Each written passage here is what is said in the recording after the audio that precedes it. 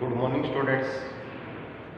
Supply of money का topic बड़ा कल अपन ने स्टार्ट किया था अपने, जिसके अंदर RBI reserve bank of India देश के अंदर जितनी भी सप्लाई ऑफ मनी है उसकी वैल्यू कैलकुलेट करने के लिए उसके फोर कंपोनेंट्स, जिसके अंदर ओल्ड कॉन्सेप्ट के अंदर अपन ने डिस्कस किए थे, जिसमें M1 से लेके M4 तक अपन ने कैलकुलेट किए।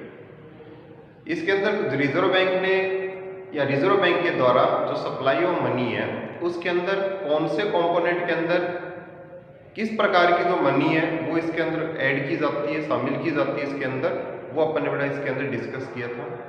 आज अपन इसका एक नया टॉपिक ले रहे हैं, new concepts of supply of money in India.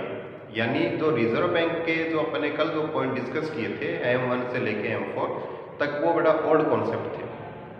आज अपन इसके न्यू कॉन्सेप्ट के बारे में डिस्कस करेंगे, यानी इसके जो नए जो अवधारणा है उसके अंदर इसको दो पार्ट्स के अंदर डिवाइड किया गया है, एक तो मॉनेटरी एग्रीगेट्स के अंदर और एक लिक्विडिटी प्रेफरेंस के अंदर। तो जो मॉनेटरी एग्रीगेट है, मॉनेटरी एग्रीगेट के अंदर ए पार्ट इसका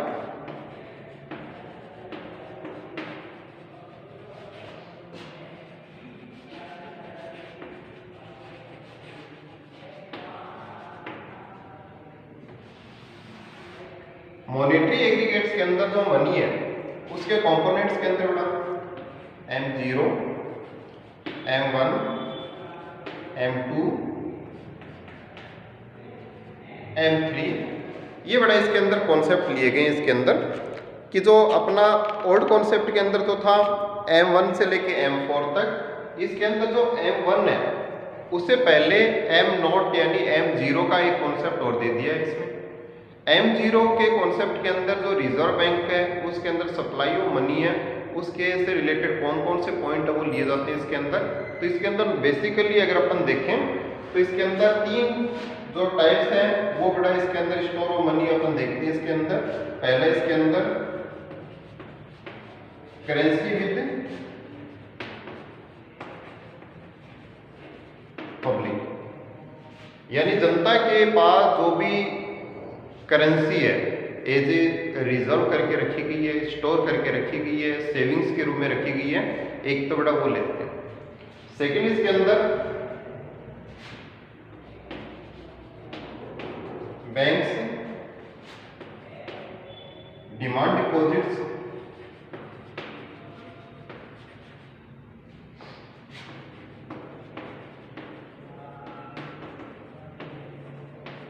विद, ठीक है।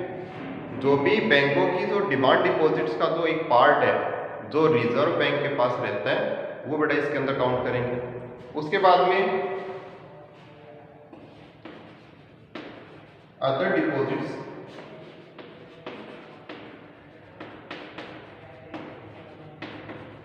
विद आरबीआई, ये बड़ा तीन इसके अंदर M0 के अंदर लिया गया है, M0 के अंदर बोल सकते हो आप इसको। एक तो इसमें करेंसी विद पब्लिक, यानी जनता के पास जो भी मान लीजिए करेंसी है वो लेना है इसके अंदर। सेकंड इसके अंदर डिमांड डिपॉजिट, जो बैंकों का डिमांड डिपॉजिट है उस वो रिजर्व बैंक का पास जो डिपॉजिट रहता है, रिजर्व बैंक के पास ऐसे डिपॉजिट के रूप में रहता है, वो अपने को लेना है। उसके बाद नेक्स्ट है अदर डिपॉजिट्स विद आरबीआई, यानी इसके अलावा भी जैसे गवर्नमेंट है बेटा, अदर इंस्टीट्यूट है, उसका कोई भी डिपॉजिट है वो रिजर्व बैंक के पास रहता है, तो वो करेंसी भी इसके अंदर शामिल की जाती है। तो M0 के अंदर नॉर्मली तीन प्रकार की करेंसीज है, जनता के पास जो भी है, उसके बाद में बैंक्स की डिपॉजिट विद आरबीआई है, उसके बाद में अदर डिपॉजिट है विद आरबीआई है, ये अपनी इसकी M1 के अंदर है। M2 के अंदर कौन सी करेंसी आएगी बेटा? M1 के अंदर इसको कोई चेंज नहीं किया गया, ये वही है जो ओल्ड कॉन्सेप्ट के अंदर था अपना। ओल्ड कॉन्सेप्ट के अंदर M1 के अंदर आता है करेंसी विद पब्लिक, सेकंड इसके अंदर डिमांड डिपॉजिट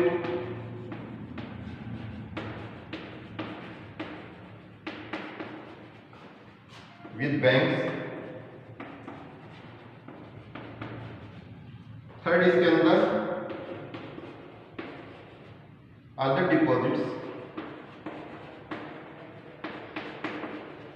विद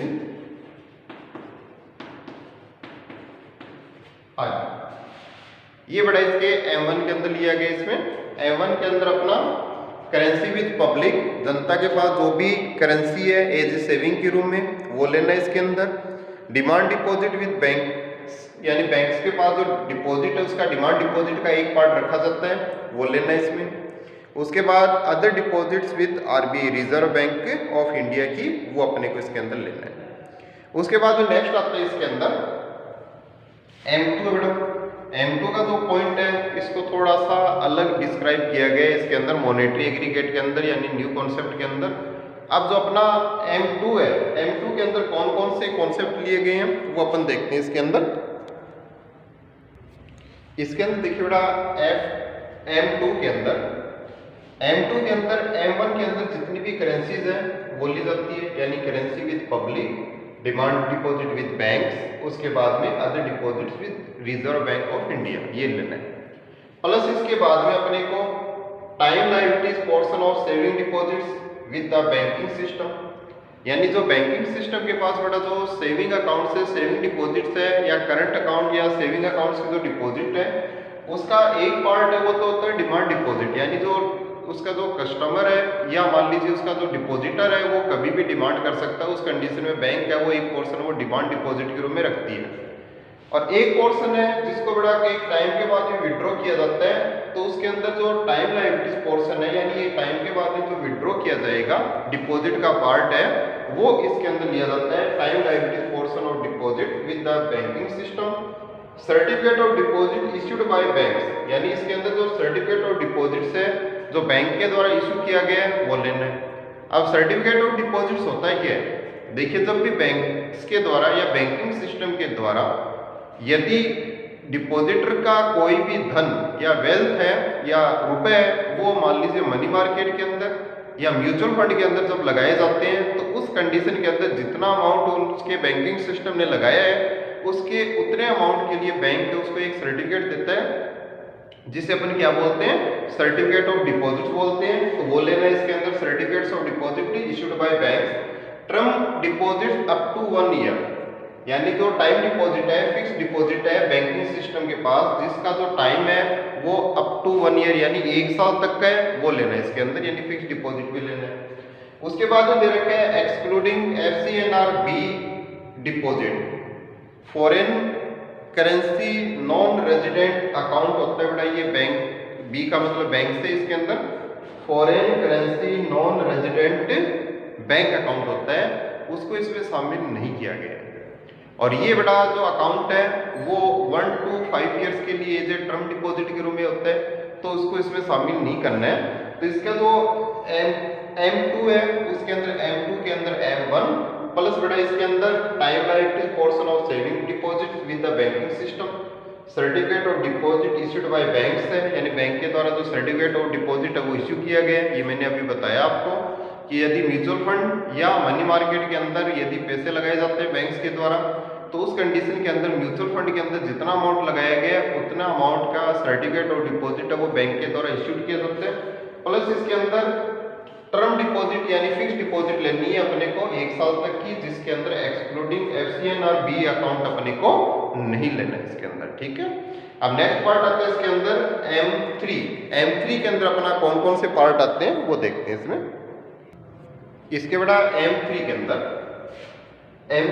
अपने को M2 है जिसके अंदर जितने भी कंपोनेंट आते हैं बेटा इसके अंदर कंपोनेंट्स आते हैं M2 के अंदर, वो टोटल लेना है इसके अंदर। प्लस इसके अंदर 2 चीज एडिशनल और दे दी इसके अंदर, इसमें टर्म डिपॉजिट है वो अप टू 1 ईयर तक है, लेकिन इसके अंदर अगर मोर देन 1 ईयर्स का अगर कोई टर्म डिपॉजिट है तो वो M3 के अंदर अपने को शामिल करना है, इंक्लूड करना है। तो इसमें दे रखे देखिए term deposit more than 1 years with the banking system plus call borrowings of the banking system, यानी जब बैंक से एक दूसरे से बड़ा कोई कॉल पर यानी एक प्रकार से मांग पर कोई भी लोन लेती है एक बैंक दूसरे बैंक से या एक ब्रांच दूसरी ब्रांच से, तो वो इस सिस्टम के अंदर अपने को शामिल करना है। तो M3 के अंदर अपना M2 plus term deposit more than 1 years with banking system उसके बाद में call borrowings of the banking system है वो अपने को M3 के अंदर लेना है। तो मॉनेटरी एग्रीगेट्स के अंदर M0 से लेके बड़ा M3 तक है।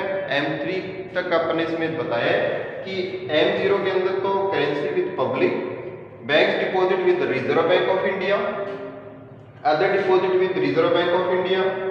M1 वही है जो अपना ओल्ड कॉन्सेप्ट है, पब्लिक के पास जो करेंसी है वो, plus demand deposit with bank, other deposit with reserve bank. उसके बाद बड़ा M2 और M3 इसके अंदर आ रहा है।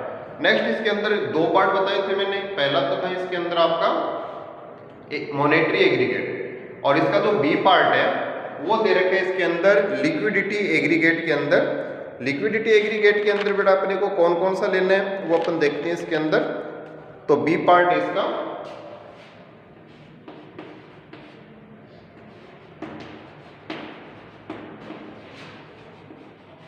लिक्विडिटी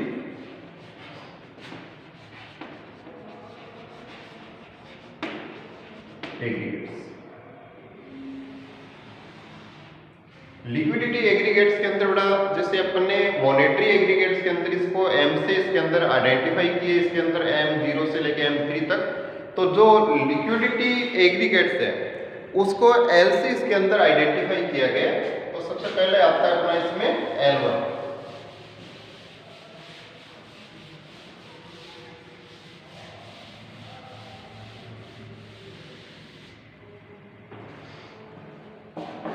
फर्स्ट कॉन्सेप्ट है इसका या फर्स्ट कंपोनेंट इसका है वो है L1। अब L1 के अंदर अपने को कौन कौन सी करेंसीज का पार्ट है वो लेना है इसके अंदर।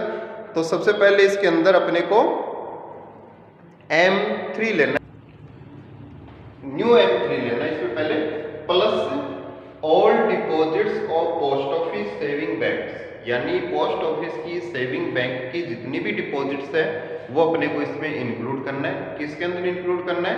जो अपना मॉनेटरी एग्रीगेट का कंपोनेंट नंबर 4 यानी M3 है उसके अंदर इसको इंक्लूड करना है। Excluded NSC national saving certificates जो पोस्ट ऑफिस के द्वारा इशू किए जाते हैं, एक प्रकार से बेटा टैक्स सेविंग के लिए इशू किया जाता है, 5 ईयर्स इसका टाइम पीरियड होता है। तो NSC के अंदर कोई भी अमाउंट अगर डिपॉजिट करवाया गया है, नेशनल सेविंग सर्टिफिकेट के अंदर यदि कोई भी अमाउंट इसमें जमा करवाया गया है, डिपॉजिट करवाया गया है, उसको इसमें नहीं लेना।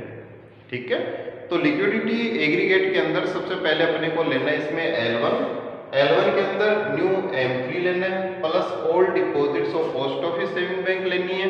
लेकिन इसमें NSC है, यानी पोस्ट ऑफिस के अंदर यदि NSC के अंदर कोई भी अमाउंट डिपॉजिट करवाया गया है उस अमाउंट को इसमें शामिल नहीं किया जाएगा। उसके बाद में आता है नेक्स्ट इसके अंदर L2 के अंदर अपने को लेना है इसके अंदर बड़ा L2 के अंदर L1 यानी तो अपना लिक्विडिटी एग्रीगेट के अंदर L1 है वो प्लस करना है इसमें। Term deposit with the term lending institutions, यानी ऐसे इंस्टीट्यूशंस या ऐसी संस्थाएं जो एक टाइम के लिए लोन देती है। टर्म लैंडिंग इंस्टीट्यूशन एक टाइम के लिए उधार देने वाली, लोन देने वाली जितनी भी इंस्टीट्यूट्स है वो लेने इसके अंदर। उसके बाद उनके टर्म डिपॉजिट्स लेने, प्लस यानी उसके पास कोई भी फिक्स डिपॉजिट का अमाउंट है वो लेना। Term borrowings by financial institution, यानी फाइनेंशियल इंस्टीट्यूशन का जो टर्म बोरोइंग्स है वो इसके अंदर लेना है। उसके बाद में certificate of deposits issued by financial institutions, यानी इससे पहले अपना जो सर्टिफिकेट ऑफ डिपॉजिट्स है वो बैंकिंग सिस्टम का लिया था, लेकिन यहाँ पे यदि सर्टिफिकेट ऑफ डिपॉजिट्स है वो कोई भी फाइनेंशियल इंस्टीट्यूट यदि इश्यूड करता है तो वो इसके अंदर अपने को शामिल करना है। तो L2 के अंदर बड़ा L1 plus term deposit term lending institution है, यानी जो एक प्रकार से टाइम के लिए बड़ा लोन देने वाले जो संस्थान है, चाहे वो औद्योगिक के लिए हो चाहे कृषि कार्य के लिए हो, उनकी यदि कोई टर्म डिपॉजिट है, उनका फिक्स डिपॉजिट है वो लेना है। प्लस इसके अंदर term borrowings of financial institutions है, यानी फाइनेंशियल इंस्टीट्यूशन का एक टाइम के बाद में एक टाइम के लिए उधार ली गई अमाउंट है वो अपने को लेना है इसमें। और सर्टिफिकेट ऑफ डिपॉजिट्स है वो फाइनेंशियल इंस्टीट्यूट का अगर दे रखा है, इंस्टीट्यूशंस का दे रखा है तो वो अपने को इसमें शामिल करना है। उसके बाद में नेक्स्ट इसका लास्ट आता है इसके अंदर L3 के अंदर बड़ा एक तो L2 लेना है अपने को, जितना भी L2 का पार्ट है वो सारा शामिल करना है। और उसके बाद में अपने को क्या लेना है इसके अंदर, पब्लिक डिपॉजिट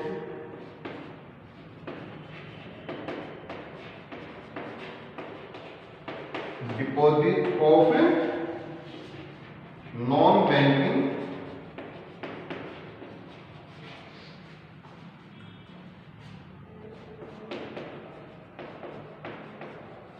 इंस्टीट्यूशंस।